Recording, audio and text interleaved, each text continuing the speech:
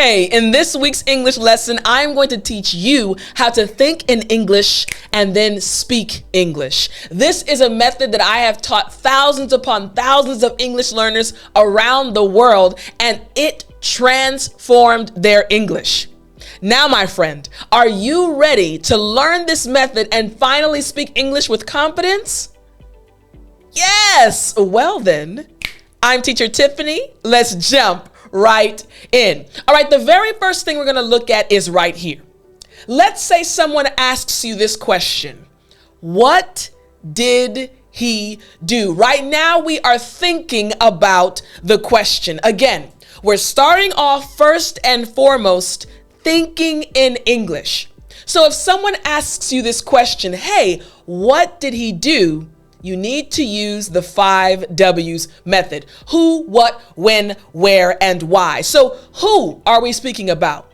Let's say his name is John.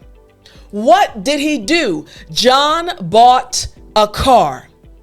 When did he buy the car? Yesterday. Now you see what we're doing, right? We're just thinking about the question and picking out very simple pieces of information to answer each of the 5 W's. Now, this information is going to enable you to speak English. So we have who, we have what, and we have when. Where? A dealership in the downtown area. And why? To commute to work. So now we have each of the 5 W's answered. Who, what, when, where, and why. A simple method to answer the question, what did he do? So how can we take this information and turn it into a response that a native English speaker would give? Let's check out the response, the speak step. Here we go. John made a significant investment yesterday when he bought a car. He purchased the car from a dealership downtown because he is going to start commuting to work. Listen, this right here is a very fluent English response to this question. And all we did was to first think in English using the 5 W's method. Who, what, when, where, and why. And each piece of information can be found in this response. Thinking in and then speaking English. Now, there are a few words that I want to explain to you. The first one is significant. Now, this word significant, it just means sufficiently great or important to be worthy of attention or noteworthy. Something that's important. Yes, this was a significant accomplishment, something worthy of focusing on. What did we say? He made a significant investment, a car. That's a very important purchase. You're investing a lot of money into a car, thousands of dollars many times, right? So, significant. Now, what about this last word? Commuting. What does that mean? The word is commute. We added ing, right? But the word is commute, and it just means to travel some distance between one's home and place of work on a regular basis. So we saw when we organized our 5 W's that this individual, John, was purchasing a car. Why? Because he had to commute to work, going from his home to his job on a regular basis. So he needed a car. Makes sense, right?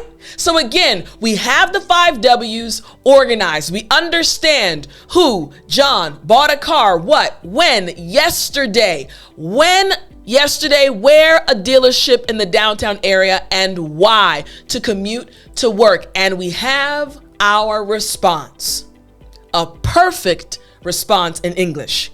Makes sense, right? You're understanding this pattern and using this method to think in English and then speak. But it doesn't just work for this question. You can use it in every situation. Watch this. Let's say someone asks you this question. What did she do last night? So we have this individual. Who is it? Let's say her name is Sarah. What is she doing?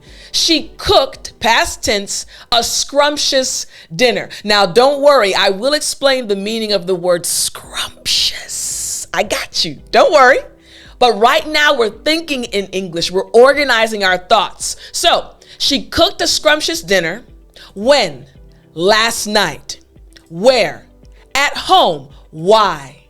To celebrate her anniversary.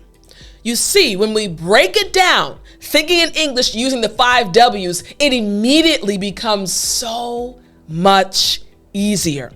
So we have the information. Now we need to turn this information into a response that a native English speaker would give. So let's check out the response that includes each of the 5 W's. Here we go. Last night, Sarah cooked a scrumptious dinner at home for her husband. She decided to cook because she wanted to celebrate their anniversary.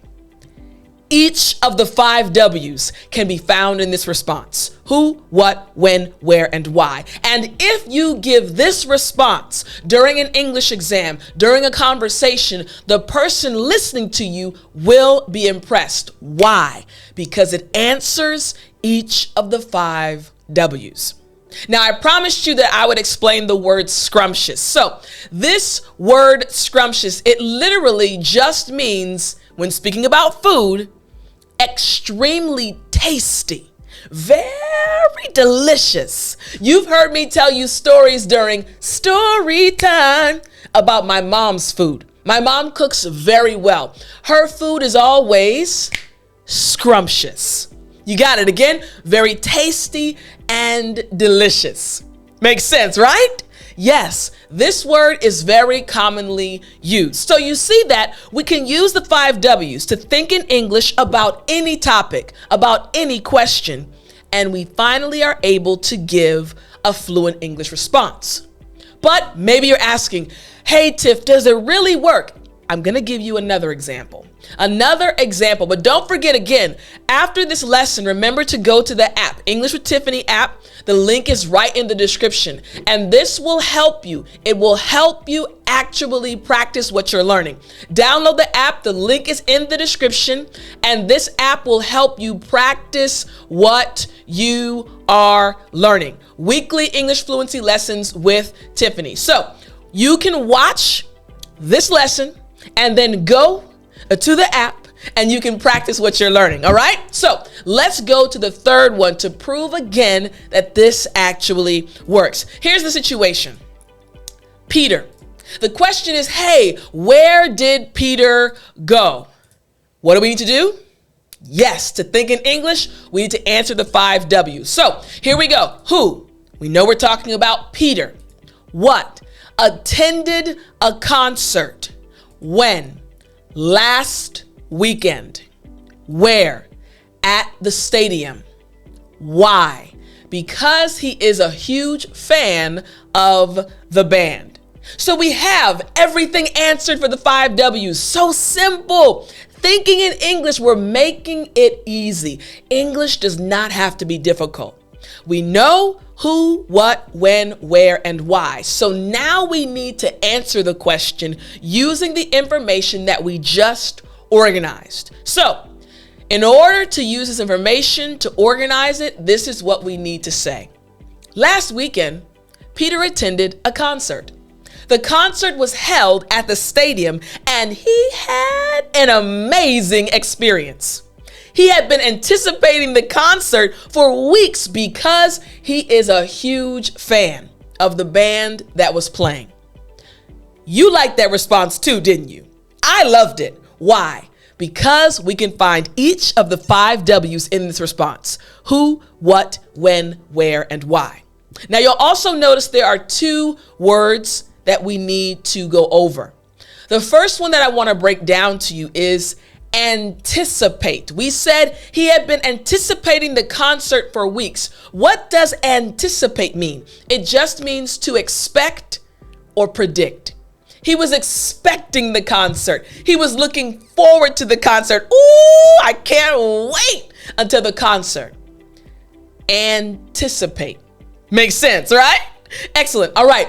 The second one is actually a combination. So this expression, huge fan. Now, huge just means very big or large. But a huge fan is used to emphasize that you are really a big fan. A really big fan of someone or something. Maybe you're my fan. Maybe you're a huge fan of Teacher Tiffani. I hope so. I love helping you. But you see, again, it just emphasizes that you really love someone. You really are their fan. In English, we say huge fan. So Peter, a huge fan of the band. So he was anticipating the concert. Makes sense, right? So again, we just use the 5 W's, who, what, when, where, and why, to think in English and then speak English. I hope you enjoyed this lesson. Remember, no matter what you're asked, you can use this simple method to answer and speak English with confidence. I will talk to you in the next lesson.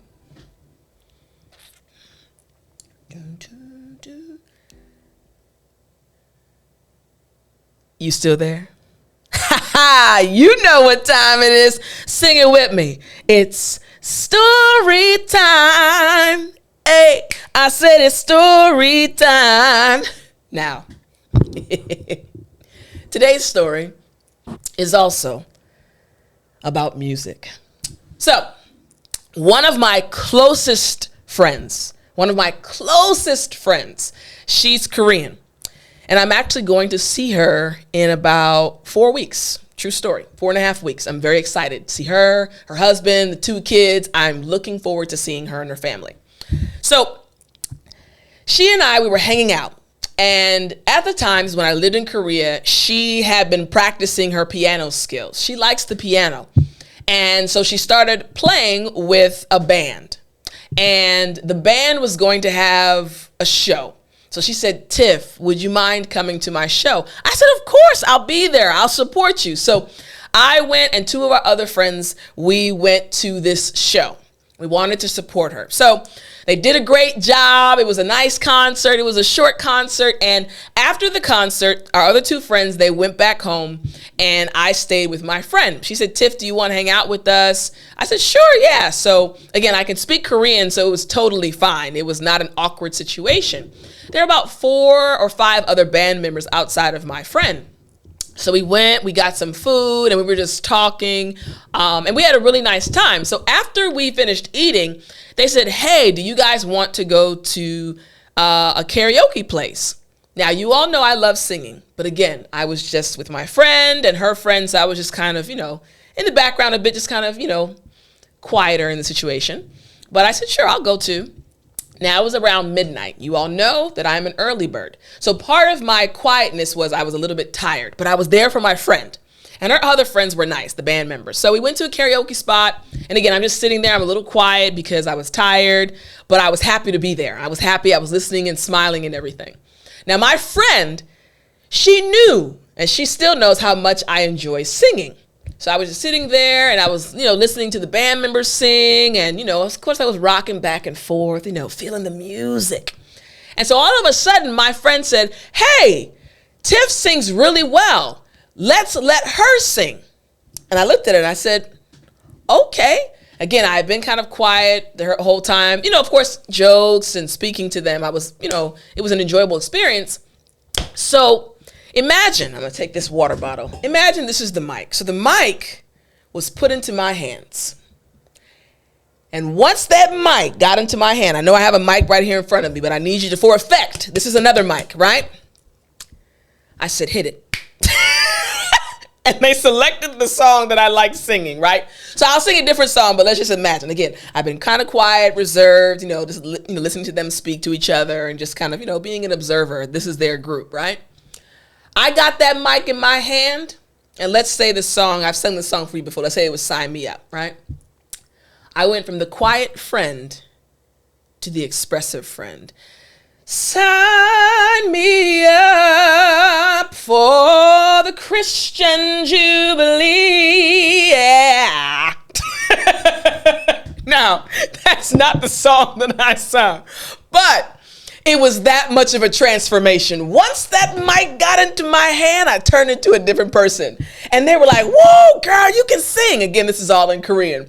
But we had a wonderful time. My friend was on the sideline, rooting me on, get it, Tiff, get it, right? So we had a great time. But I laugh when I think about that because they didn't know me. So they just probably thought my friend's name is Angel. They probably thought, oh, this is Angel's, friend. She's a little quiet. I'm not a quiet person. But again, it was their band, so I was just listening, and if they directed a question to me, I'd answer it. But after that, they said, okay. So needless to say, we had a wonderful time at karaoke that night. My friend was very happy because she was able to brag, my friend can sing. So we had a wonderful time. So maybe you've been in that kind of situation where you were quiet and then all of a sudden you flipped the script, you changed, and you became yourself. I hope you enjoyed this story, and I'll talk to you in the next lesson.